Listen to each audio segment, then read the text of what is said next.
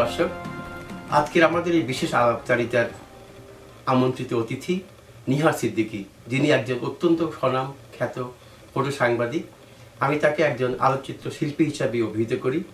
আজকে আমরা নিহার সিদ্দিকীর সাথে গল্প করব তার এই ফটোগ্রাফি জীবন নিয়ে, কিভাবে এর প্রতি তিনি আকৃষ্ট হলেন, কোথা থেকে শুরু হলো, তারপর সে বাংলাদেশে খুব দাপটের সাথে ফটো সাংবাদিকতা করে এখন উত্তর আমেরিকাতে উনি এখানেও খুব দাপটের সাথে একই কাজ করে যাচ্ছেন। প্রত্যেকটা পত্রিকাতে, যারা যেসব বাংলা পত্রিকা প্রবাস থেকে প্রকাশিত হয়, সব পত্রিকাতেই নিহার সিদ্দিকীর তোলা ছবি থাকবেই। এছাড়া মেন স্ট্রিমের যে কোনো অনুষ্ঠানে উনি যান, সেখানে যেসব ছবি ওঠে সেগুলো সবার দৃষ্টি আকর্ষণ করে এবং সবাইকে সেই সব ছবি সব জায়গায় ছাপানো হয়। নিহার ভাই, আপনাকে স্বাগতম আজকের আলাপচারিতায়। আপনি কেমন আছেন? জি, ভালো। তো আমি শুরুতেই জানতে চাই যে আপনার এই যে ফটোগ্রাফির প্রতি আপনার কিভাবে ঝোঁক হলো, কোন বয়সে, কবে, তখন কোথায় ছিলেন আপনি? আমার বাবা ছিলেন একজন উচ্চপদস্থ কর্মকর্তা, সরকারি তথ্য বিভাগে ছিলেন। আমার বয়স যখন 7-8 এরকম হবে, আমার মনে যতটুকু আছে যেটা বলতে পারি, 7-8 বছর যখন বয়স, তখন আমি আমার বাসায় একটা ক্যামেরা দেখি, চাইনিজ ক্যামেরা, অনেক বড় ধরনের একটা ক্যামেরা। ওইটা নিয়ে আমি খেলা শুরু করি। আমি বিভিন্ন অ্যাঙ্গেল থেকে দেখি কেমন লাগে, কিরকম। তখন থেকে আমি আকৃষ্ট হই। আপনার বাবার ক্যামেরা? আমার বাবার ক্যামেরা ছিল। বাবা যেহেতু ইনফরমেশন অফিসার ছিলেন, সেহেতু তার ক্যামেরা লাগতো এবং বিভিন্ন সময় সে উনি কাজে ইউজ করতেন। কিন্তু তখন থেকে আমি আকৃষ্ট হই ক্যামেরার উপরে। পরবর্তীতে আমি যখন পড়াশোনা শুরু করি বা স্কুলে বা কলেজে যাই, তখন তো ফাইনালি আমি এরপরে আরো বেশি আকৃষ্ট হয়ে যাই এবং কি বলে, এক ধরনের ভালোবাসা তৈরি হয়।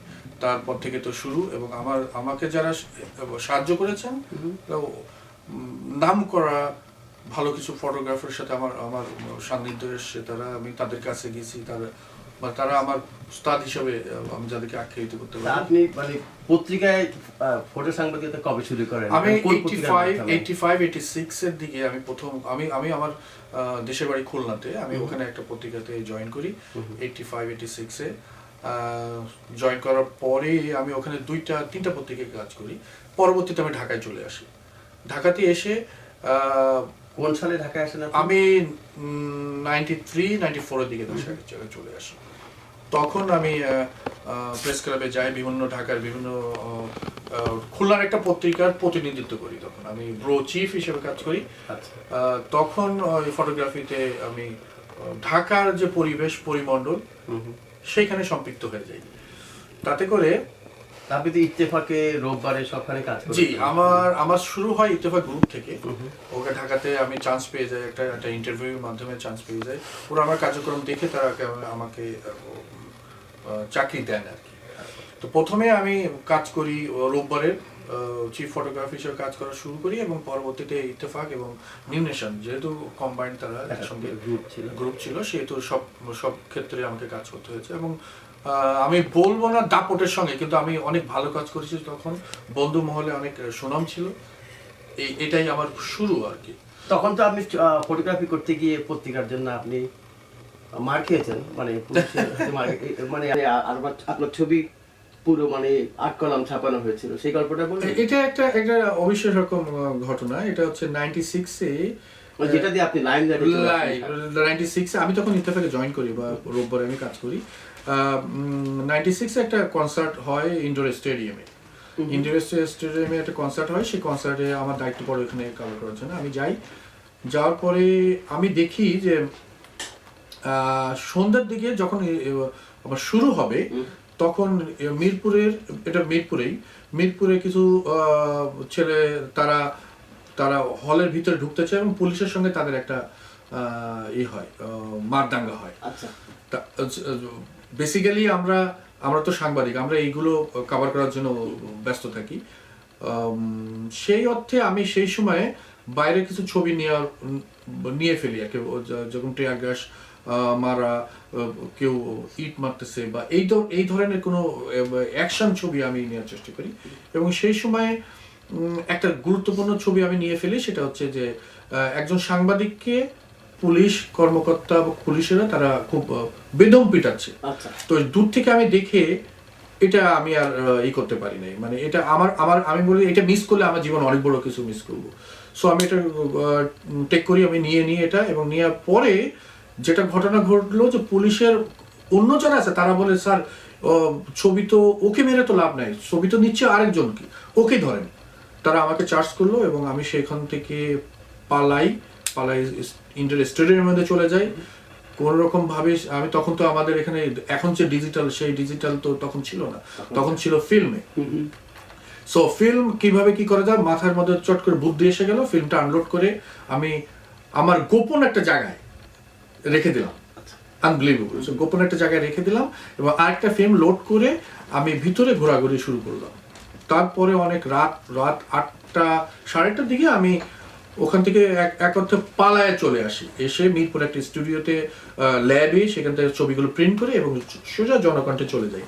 তখন জনকণ্ঠে আমাদের বাংলাদেশের স্বনামধন্য ফটো সাংবাদিক, উনি নাম করে ফটো সাংবাদিক ছিলেন, তো ওনার নাম হচ্ছে পাবেল রহমান।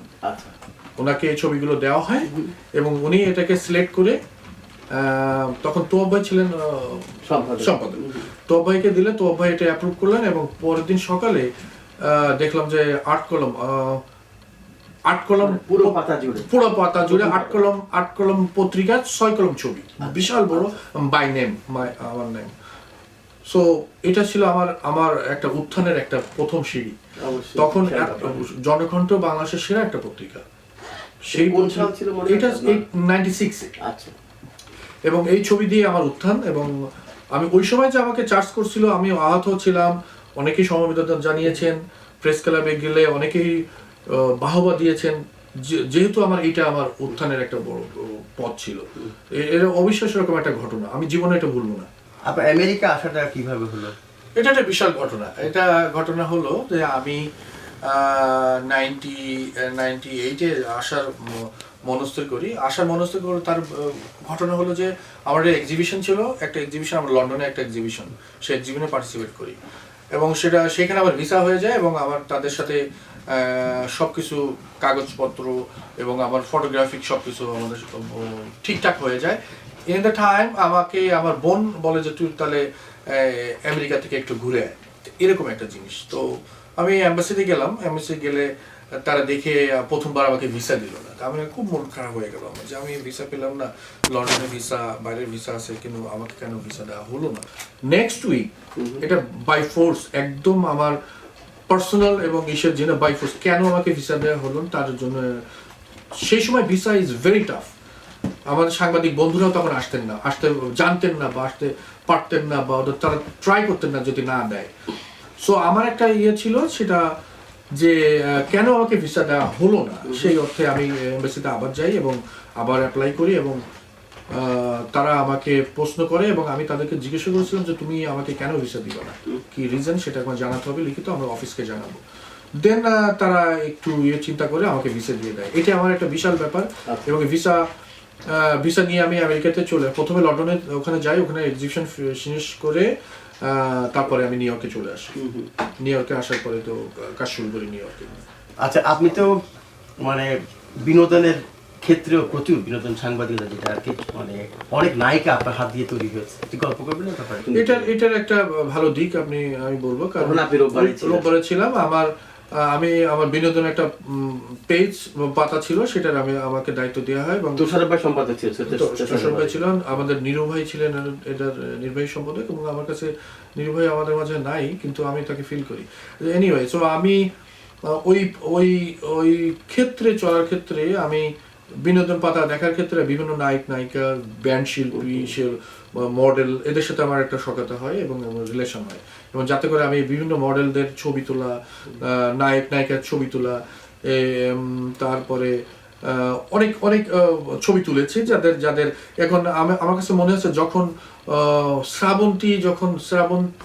শ্রাবন্তী না, বনশ্রী যখন নায়িকা ছিল, তখন ছবি তুলছে। বনশ্রী এখন হয়তো আপনারা অনেকে মনে করেন যে সে রাস্তায় ভিক্ষা করে বা প্রবলেমে আছে, বই বিক্রি করে, কিন্তু আমি বনশ্রীকে দেখেছি তখন সে নায়িকা ছিল। আমি তার বাসায় গেছি, আমি ছবি তুলছি তার, তখন সে নায়িকা। যাই হোক, আমাদের চিত্র জগতের পরিবর্তনের হয়তো কারণে তার এই অবস্থা। এনিওয়ে, আমি বিভিন্ন ববিতার বাসায় যে ছবি তোলা, আইয়ুব বাচ্চুর ছবি তোলা, বিভিন্ন ব্যান্ডের ছবি তোলা, এগুলো ওই সময় ছিল। আজম খানের ছবি তোলা, এটা আজম ভাই যে বিখ্যাত একটা বিস্ময়কর এই আমার যে মানে সিডি বিস্ময়কর ভাই। ইউসুফ ইলেকট্রনিক্স আমাকে আজম ভাইয়ের গল্পটা শুনতে আজম ভাইয়ের গল্পটা এরকম যে ইউসুফ ইলেকট্রনিক্স ওদের একটা আশরাফ বাবুর সুরে একটা রেকর্ড, ঘনিষ্ঠ বন্ধু আশরাফ আমার বাবু। বন্ধু।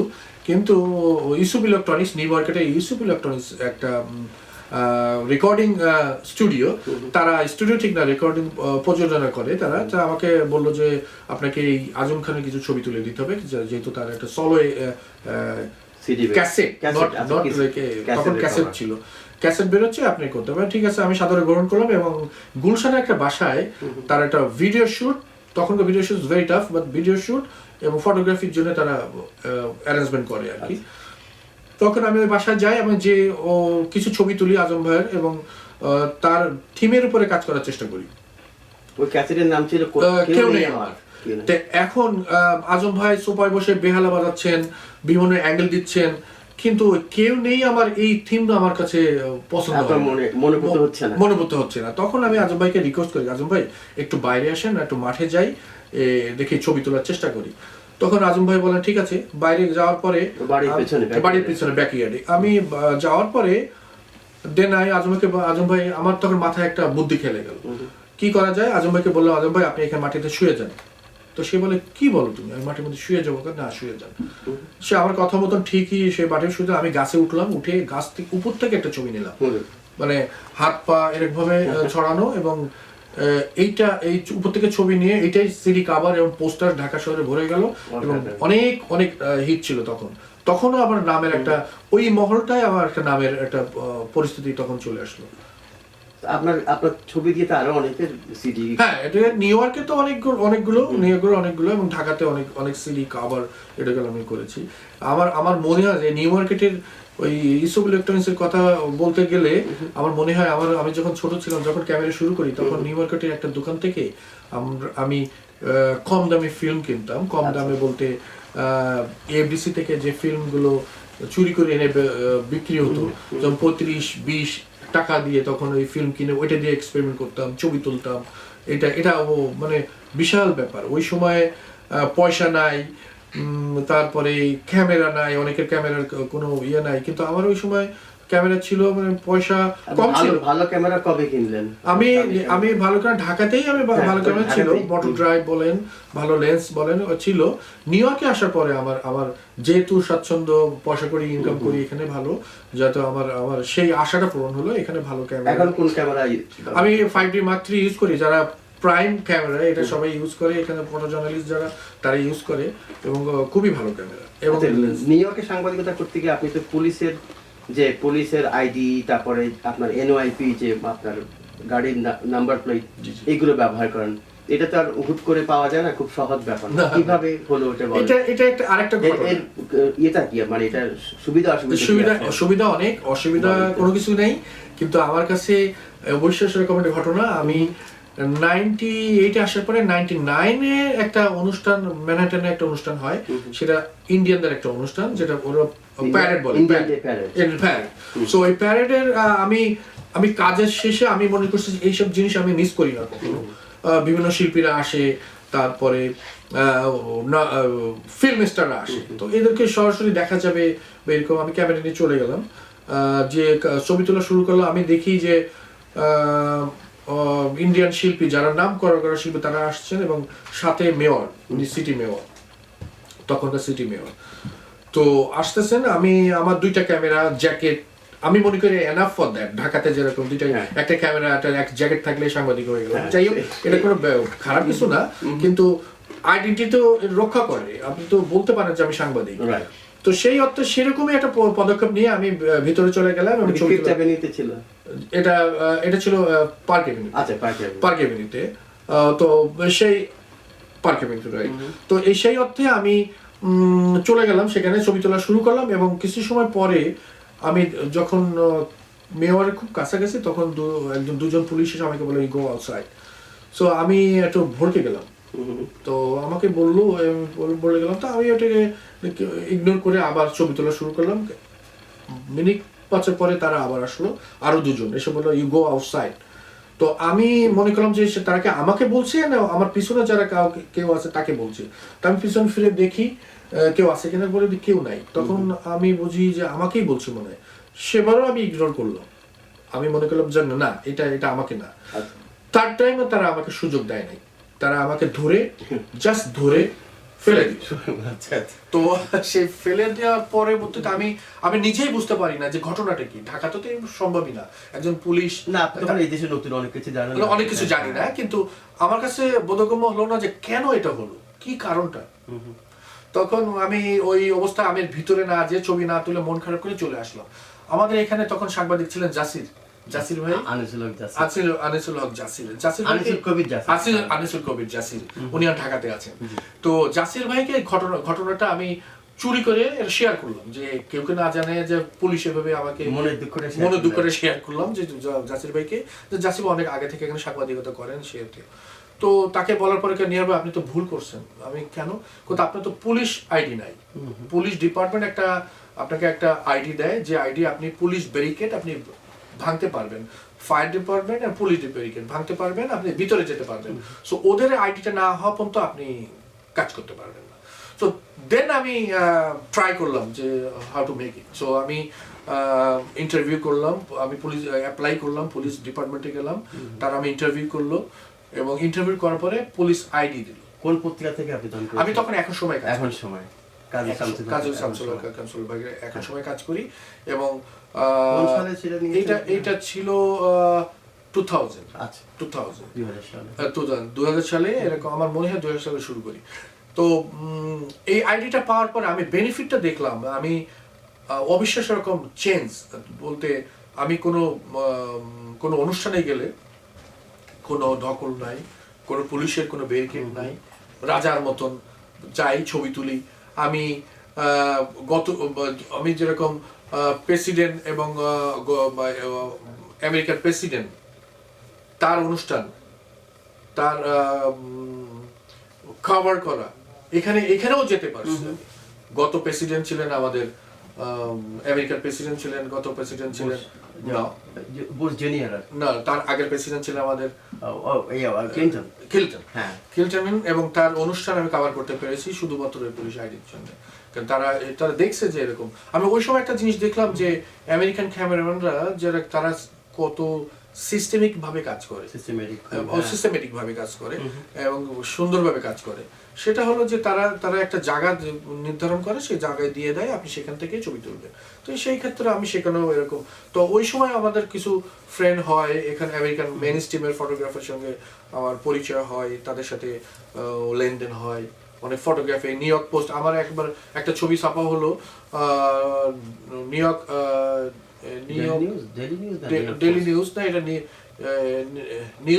নিউজডে ছাপানো হলো। আচ্ছা, আপনার গাড়িতে দেখি আবার এনওয়াইপি, যেটা নিউ ইয়র্ক প্রেস। আপনি এটা তো অনেক সুযোগ সুবিধা, আপনি ম্যানহাটনে অনেক জায়গাতে আপনি গাড়ি পার্কিং করতে পারেন। হ্যাঁ, এনওয়াইপি এর হচ্ছে যে প্রেস ডিপার্টমেন্ট আপনাদের জন্য অনেক জায়গা নির্ধারিত আছে, যেরকম এনওয়াইপি প্লেট থাকলে আপনি, যেহেতু প্রেসের লোক, তাদের আমাদের যেখানে সেখানে যেতে হয়, গাড়ি পার্কিং এর সমস্যা হয়। ম্যানহাটন তো জানেন অনেক অনেক বেশি রকম গাড়ি, অনেক সমস্যা। কিন্তু আমাদের নির্দিষ্ট একটা জায়গা আছে যেখানে আমরা গাড়ি পার্কিং করতে পারি, ইউনাইটেড নেশন, ফিফথ এভিনিউ, বিভিন্ন জায়গায় যেখানে প্রেসদের খুব আনাগোনা, সেইখানে বিভিন্ন টেলিভিশন স্টেশনের আশেপাশে এরকম বিভিন্ন প্লেট থাকে, সেখানে আমরা গাড়ি পার্কিং করতে পারি। আপনি যখন জাতিসংঘ সাধারণ পরিষদের অধিবেশন আসে আর কি প্রতি বছর সেপ্টেম্বরে, তখন আপনি মহা ব্যস্ত হয়ে পড়েন। তখন ঢাকা থেকে প্রাইম মিনিস্টার আসার আগেই এসে যান, যে কল্লোল ভাই, জয় ভাই, খোকন ভাই, ওরা 3 জন যথারীতি এসে পড়েন, এবং তারা হোটেল বাদ দিয়ে আপনার বাসায় থাকেন। তো আপনি তখন যে কি যে আপনার সময়, যে আমরা জানি আপনি মহাব্যস্ত থাকেন। আর দেখা যাচ্ছে যে প্রাইম মিনিস্টারের অনুষ্ঠানের অধিবেশনের যোগদানের অনেক ছবি আপনারটাই ব্যবহার করা হচ্ছে। তো আপনি খুব তখন কি আপনার খুব আনন্দ হয় যে এত ব্যস্ত থাকেন? অবশ্যই আনন্দ হয়। প্রতি বছর আমি প্রাইম মিনিস্টার যখন আসে তার আগে থেকে আমাদের বাংলাদেশ মিশন এবং কনসুলেট থেকে খবর পেয়ে যাই, এবং ওখানে তো প্রসিডিউর আছে যে আপনি কিভাবে কাজ করতে হবে, বিভিন্ন আইডি তৈরি করে অ্যাপ্লিকেশন নিয়ে ওদের সাথে কমিউনিকেট করতে হয়, নিতে হয়। সেটা আমি যথারীতি কাজ শেষ করি এবং আমি স্বাচ্ছন্দ্যের ভিতরে যাই। আমার বন্ধুরা যারা আসেন ঢাকা থেকে প্রধানমন্ত্রীর সঙ্গে তাদেরকে নিয়ে আমি প্রধানমন্ত্রীর আগেও আমি 2001 থেকে যাওয়া শুরু করি ইউনাইটেড নেশনে। সো বিভিন্ন সময় আমি ইউনাইটেড নেশন আমি তোলা ছবি বহু আগে থেকেই ব্যবহার হয় এবং বাংলাদেশের বিভিন্ন পত্রিকাতে ছাপা হয়, যেটা ফোকাস বাংলার সাথে যেহেতু জড়িত, সেহেতু আমি এখান থেকে ছবি পাঠালে সেটা বাংলাদেশের বিভিন্ন পত্রিকাতে ছাপা হয়। আমি এখানে বলে রাখা যে ফোকাস বাংলা ছাড়াও আপনি সাপ্তাহিক পত্রিকার যুক্তরাষ্ট্রের প্রতিনিধি, কাজে আপনি একজন মহাব্যস্ত সাংবাদিক।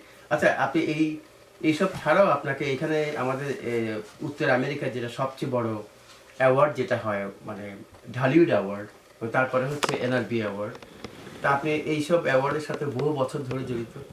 আপনার তোলা ছবি দিয়ে মানে কি না হয়, ওদের সমস্ত সিভিনিয়ার বলেন, বিশাল বিশাল মানে বিলবোর্ড সব কিছু হচ্ছে। তারপরে আবার আপনি এই পর্যন্ত বেশ কয়েকবার পেয়েছেন ঢালিউড অ্যাওয়ার্ড, 3বার পেয়েছেন সেরা ফটো সাংবাদিক হিসাবে, এবং এনআরবি অ্যাওয়ার্ডে পেয়েছেন 2বার। ঢালিউড অ্যাওয়ার্ড সম্বন্ধে বা এনআরবি সম্বন্ধে কিছু বলবেন? ঢালিউড আলমগীর খান আলমের এইসব ব্যাপার সেবার আপনি কিভাবে? না, আলমগীর খান আলম উনি হচ্ছে বহির্বিশ্ব বলতে নিউ ইয়র্কে সবথেকে বাংলাদেশের বাইরে সবথেকে বড় আয়োজন, সবথেকে বড় আয়োজন এবং বহির্বিশ্বের সবথেকে বড় এন্টারটেইনমেন্ট ফর দ্য কি বলে এটা, ওই যে প্রবাসীদের জন্য যেটা, এটাই সেটা সে আয়োজন করে এবং এইটার আয়োজনের পিছনে বিভিন্ন রকম ছবি তোলা, ফটোগ্রাফি করা, যেটা সেটা আমার দায়িত্ব পড়তো এবং এটা বিশাল আয়োজন, কিন্তু বড় হেল্প করে না সেটা না, সেটা আমি এটা আমার নিজের তাগিদেও করছি, আমি এটা করতে বাধ্য হয়। বিভিন্ন শিল্পী টিল্পী আসেন বাংলাদেশের বিভিন্ন পত্রিকায় কাভার স্টোরি করা, ইভেন আনন্দ বিচিত্রার কাভার স্টোরি, বিনোদন বিচিত্রা সবখানেই যখন সাজাদ ভাই ছিলেন তখন সেই সময় থেকে সেই ক্ষেত্রে আমার এই সেক্টরে পদচারণা ছিল এবং আমি ঢালিউডের যেহেতু ফটোগ্রাফি, সেহেতু তাদের যত বড় বড় ডকুমেন্টারি এটা আমার করতে হয়েছে বা আমি করি আর কি। আর আপনি যখন আমার সাপ্তাহিক পত্রিকার সম্পাদক, আমাদের খুবই আপনজন গোলাম মুর্তজা যখন আসেন, তখন সবাই মানে আপনি তো মানে সব ছেড়ে ছুড়ে দিয়ে তাকে নিয়ে ঘুরে বেড়ান, এটা অন্তরের আর্থিক সম্পর্কের ব্যাপার। আর এছাড়া আপনার পরিবারে আপনার ইমিডিয়েট ছোট ভাই যে কাজল সিদ্দিকী, তানভীর সিদ্দিকী, মানে বাংলাদেশের একজন বিখ্যাত এখন টেলিভিশন টক শো মানে আলোচক আর কি, আর এক সময় তুখোর সাংবাদিক ছিলেন, রাজশাহী বিশ্ববিদ্যালয় প্রেস ক্লাবেরও প্রেসিডেন্ট ছিলেন। তো আপনারা আসলে আপনার বাবা ছিলেন তথ্য অফিসার, সরকারের বড় কর্মকর্তা, পুরো সাংবাদিক পরিবারের। এছাড়া আপনার পরিবারের আর যারা আছেন, আপনার একমাত্র বোন, ওদের সম্বন্ধে বলবেন ছোট ভাই? আমি মনে করি যে আমার জন্মগ্রহণটা হয়েছে সাংবাদিক পরিবারে। আমার দাদা সম্বন্ধে বলেন। আমার দাদা ছিলেন উপমহাদেশের একজন নামকরা সাংবাদিক ছিলেন, নামটা বলুন। নামকরা প্রখ্যাত আমি বলবো সাংবাদিক নাসিরউদ্দিন, আমার দাদা ভাসানী, ওনারা একসঙ্গে থাকতেন, একসঙ্গে কলকাতাতে তখন থাকতেন ওনারা এবং কাজ করতেন। দাদার নামটা বলেন। আব্দুল ওহাব সিদ্দিকী, বিশাল বড় মাপের একজন সাংবাদিক। আমি আমার জীবনে আমি কি বলে আবেগে আপ্লুত হয়ে যায় আমার দাদার কথা চিন্তা করলে, কারণ এত বড় মাপের একজন সাংবাদিক, কলকাতা থেকে সাংবাদিক। আর না, আমার কাছে মনে হয় আমি দেখছি আমার দাদার পাশে এসে বসে আছেন স্বনামধন্য লেখক, এবং তখন কবি ছিলেন, পরে লেখক, গল্পকার আশরাফ সিদ্দিকী, ডক্টর আশরাফ সিদ্দিকী। উনি আমার দাদার কাছে এসে বসে থাকতেন, আমি নিজে দেখছি। দাদাকে তিনি বাবার মতন সম্মান করতেন, কারণ উনি যখন লিখে কলকাতাতে পাঠাতেন, আমার দাদার পত্রিকায় সেটা ছাপা হতো, প্রিন্ট হতো। সেই অর্থে আমার পরিবারটাই সাংবাদিক পরিবার। আমার বাবা ছিলেন সাংবাদিক, উনি তথ্য অফিসার ছিলেন। আমার ছোট ভাই সাংবাদিক, আমার চাচা একজন আছেন বিচারপতি, এখন ওর নাম কি? কামরুল ইসলাম সিদ্দিকী। আমার দুলাভাই নাম করে একজন। আপনার দুলাভাই, ওনাকে আমিও চিনি, উনি মাসুম ইকবাল, অত্যন্ত বিশিষ্ট একজন মানুষ এবং বাংলাদেশে একজন সফল শিল্পপতি, যিনি যার মানে একটা হচ্ছে ভেঞ্চার হচ্ছে সিগাল হোটেল, যেটা কক্সবাজার আমার মনে হচ্ছে কক্সবাজারের ট্যুরিজমকে উনি তৈরি করছেন। উনি আইকন হয়ে গেছেন, ঢাকাতে খুব জনপ্রিয় হচ্ছে, ঢাকাতে হোয়াইট হাউস হোটেলটা উনি বিষয়ে আইকন। বাংলাদেশের এই বিষয়ে আমার কাছে মনে হয় উনি আইকন। আর এই ক্ষেত্রে ঢাকাতে যখন কাজ করেছি তখন অনেক অনেক আমি এনজয় করেছি ঢাকাতে কাজ করতে। আমি ঢাকার কথাটা এই জন্য বলছি, ঢাকার কিছু বন্ধু বান্ধব ছিলেন আমার, যখন তাদের তাদের অনুপ্রেরণা, তাদের সহযোগিতা না পেলে হয়তো আমি এই নিহার সিদ্দিকী নাও হতে পারতাম। আমার আমি আমি তো অন্য কিছু হতে পারতাম। আমার পরিবার সাংবাদিক, কিন্তু আমি কেন ফটোগ্রাফি বা এই বিষয়ে বেছে নিলাম আমি নিজেও জানি। আমি একসময় ভিডিওগ্রাফার ছিলাম। আমি বহু প্রধানমন্ত্রী বলেন, আমি বহু মন্ত্রীদের সাথে ঘুরেছি, বিভিন্ন ডকুমেন্টারি করেছি, কিন্তু আমি আমি আমি জানি না আমি যে এই পেশায় কেন আসলাম, কিন্তু আমি এনজয় করি এই পেশাটাকে। ফটোগ্রাফি আমার কাছে আমার আমার জীবনের ফটোগ্রাফি বিশাল জিনিস। আমি যাদের সাথে ঘুরেছি, আমি যদি দেখেছি তাদেরকে চোখে, আমি ফটো সাংবাদিক না হতাম, আমি তাদের সামনে যেতে পারতাম না। এটা আমার কাছে অনেক বড় পাওয়া। আমরা যারা আপনাকে পছন্দ করি বন্ধু হিসাবে, ফটো সাংবাদিক হিসাবে, আমরা খুব এনজয় করি আপনার ফটোগ্রাফি। কারণ আপনাকে ছাড়া এখানে যখন বইমেলা হয়, এখানে যখন ঢালিউড হচ্ছে, এখানে ফুবারা হচ্ছে, যে কোনো বড় বড় উৎসব হচ্ছে, এখানে যখন আমাদের বাংলাদেশ প্যারেড হচ্ছে, সবখানে নিহার সিদ্দিকী আছেন। আপনাকে ছাড়া তো আমরা কল্পনা করতে পারি না। আমি বাইরে নিউ ইয়র্কের বাইরে যাচ্ছেন, সবখানে যাচ্ছেন। তো আপনার এই সবকিছু নিয়ে আপনি তো মহাব্যস্ত, তার মধ্যে আপনার কোনো বিশেষ কোনো মানে এমন কোনো আশা আছে যেটা এখনো পূর্ণ হয়নি, বা কোনো ভবিষ্যৎ পরিকল্পনা বলতে আমি বোদ্ধা না, কিন্তু আমার কাছে মনে হয় যে এই বিষয়ে কিছুটা দখল তো আমার এই অর্জন, আমার কিছুটা দখল অর্জন করেছি আমি। সেই অর্থে আমার একটা এক্সিবিশন আমি বাংলাদেশে যেয়ে আমি করতে চাই। মাঝে এটিএন এর একটা ইন্টারভিউ ছিল আমার, তাতে আমি বলেছি যে আমার একটা এক্সিবিশন করতে, ম্যানেজমেন্টের উপর যে কাজ করছি, বাইরের যেসব কাজ, যেসব ফটোগ্রাফি আমি করি, তার একটা ডকুমেন্টারি, তার একটা এক্সিবিশন আমি করতে চাই। স্কুল হয়তো আমার হবে না, অনেকের বিষয়টা ম্যানহাটন বেছে নেবেন নাকি? আমি সব বিষয় নিয়ে করবো। তো ম্যানহাটনটা একটা বিশাল ব্যাপার, এটা একটা বই আকারে বেরোনোর চেষ্টা করবো, বের করার, যেহেতু এটাকে সময়কে ধরে রাখা। ম্যানহাটনের উপর আমি 5 বছর ধরে কাজ করছি। যে বিল্ডিং তৈরি হলো, সেই বিল্ডিং তৈরি হয়ে গেছে, কিন্তু ওই পর্যায়ে আপনি আর যেতে পারবেন না, কিন্তু ওইটা আমার কাছে ধরো। ম্যানহাটনের ছবিগুলো দিয়ে বা নিউ ইয়র্কের উপর যে তোলা ছবিগুলো দিয়ে আমাদের জাতিসংঘ মিশন বা আমাদের বাংলাদেশ কনসুলেট যদি একসাথে মিলে করে, তাহলে এটা বিরাট একটা জিনিস হতে পারে, এক্সিবিশন হতে পারে। আমরা আশা করবো এটা হয়তো বা অদূর ভবিষ্যতে হতে পারে আর কি। আমি শুনেছি ওনারা এইটা নিয়ে চিন্তা ভাবনা করছেন। যদি হয় সেটা আমাদের সবারই খুব ভালো লাগবে। সেটা করা যেতে পারে। নিহার ভাই, আপনি প্রধানমন্ত্রী শেখ হাসিনাকে, বঙ্গবন্ধু কন্যা এবং অত্যন্ত জনপ্রিয় প্রধানমন্ত্রী বাংলাদেশের, তাকে আপনার তোলা একটা বিশেষ ডিজিটাল উপহার দিয়েছেন। আমরা দেখেছি ওনার গণসংবর্ধনায় তিনি মঞ্চে বসে প্রত্যেকটি পাতা উল্টে উল্টে দেখেছেন। আপনি কিভাবে প্ল্যান করলেন, বা সেই অ্যালবামের ছবিগুলো কি কি ছবি ছিল? এইটা একটা ঘটনা, একটা ঘটনা আমার জীবনের আরেকটা ঘটনা। সেটা হলো যে প্রধানমন্ত্রী যখন প্রধানমন্ত্রী ছিলেন না, তখন উনি নিউ ইয়র্কে আসতেন, বিভিন্ন ওয়াশিংটন, নিউ ইয়র্কে আসতেন। আমি ওনার পিছে পিছে ছিলাম, বা আমি অনেক ফটোগ্রাফি করেছি। শুধু নিউ ইয়র্কে না, আমি বাংলাদেশেও ওনার জনতার মঞ্চ থেকে শুরু করে বিভিন্ন সময় বিভিন্ন মিটিং মিছিল আমি ওনার পাশাপাশি ছিলাম, অনেক কাছে ছিলাম। সো নিউ ইয়র্কে আসার পরে একটা ডকুমেন্টারি ওনার উপরে করা শুরু করলাম, এবং বিভিন্ন সময়ে ছবি তুলে সংরক্ষণ করলাম আর কি। পরবর্তীতে উনি যখন প্রধানমন্ত্রী হলেন, গত বছর আমি তাকে আমার মাথায় এলো যে আমি একটা অ্যালবাম, এই ছবি দিয়ে একটা অ্যালবাম তাকে দিব, নির্বাচিত কিছু ছবি। এবং সেখানে আমাদের প্রযুক্তি এবং আমার জয় মামা, প্রধানমন্ত্রীর পুত্র, উনিও ছিলেন। উনি এই ছবির মধ্যে মায়ের সঙ্গে অনেক সময়ের ছবি, সেই ছবিগুলো আমি কালেক্ট করলাম, এবং এটা একটা অ্যালবাম তৈরি করে 100 পেজের একটা বই আকারে একটা অ্যালবাম, ফ্ল্যাশ অ্যালবাম বলে, এটা আমি তৈরি করলাম। এটা আমার তৈরি করতে সময় লেগেছে, কিন্তু এইটা যে আমি কিভাবে দিব, এটা তার প্রোটোকল আছে, তার বিভিন্ন সেক্টর আছে, তার দেহরক্ষী যারা আছে তারা আছে, আমাদের এখানে মিশনের লোকজন আছে। আমি সবাইকে বলার চেষ্টা করলাম যে এই জিনিসটা আমি তাকে দিতে চাই, এবং আমি পারিনি, কিন্তু সহযোগিতা বলতে যে তারা ওই পর্যায়ে তারা যেতে চায় না যে একটা জিনিস তাকে আমি দিব, এই যে তারই জিনিস কিন্তু আমি দিতে পারবো বা এরকম। এনিওয়ে, এর মধ্যে আমাদের এক বন্ধু, আমাদের ঢাকা থেকে আসা এক বন্ধু বললেন যে নিহার ভাই, আপনি এক কাজ করেন, তাকে সম্বর্ধনা দেওয়া হচ্ছে, আপনি ওখানেই দেন। ও কারোর কথা দরকার নেই, কেউ আপনাকে সাহায্য করবে না, কেউ আপনাকে হেল্প করবে না, এই বিষয়ে আমি জানি। আপনি কারোর হাতেও দিন না, আপনি নিজে হাতে দেন। তখন আমাদের মিশনে একটা প্রেসদের সঙ্গে একটা ছিল, একটা আলোচনা ছিল, সেখানে গেলাম। সেখানে যে আমাদের পররাষ্ট্রমন্ত্রী দীপুমণি ছিলেন, উনি অ্যালবামটা দেখলেন, দেখে উনি খুব প্রশংসা করলেন আমাকে। তো আমি দীপু আপাকে, আমি আপা বলি, দীপু আপাকে বললাম যে আমি এটা তাকে দিতে চাই। তো উনি বললেন ঠিক আছে, আমি দেখি কিভাবে দেওয়া যায়। তো উনি ভিতরে চলে গেলেন, আর হলো না। কিন্তু আসল ঘটনা যেটা ঘটলো সেটা হলো যে আমি এই অনুষ্ঠানে, যে সম্বর্ধনা অনুষ্ঠানে গেলাম, সেখানে আমি অ্যালবামটা সাথে নিয়ে গেলাম এবং আওয়ামী লীগের যারা ছিলেন তারা বললেন যে আমাকে দেন, আমি দিয়ে দিই। আমার বন্ধু বললেন না, ওটা ও তৈরি করছে এবং ওটা সে প্রধানমন্ত্রীর হাতেই দিবে, নিজের হাতেই দিবে।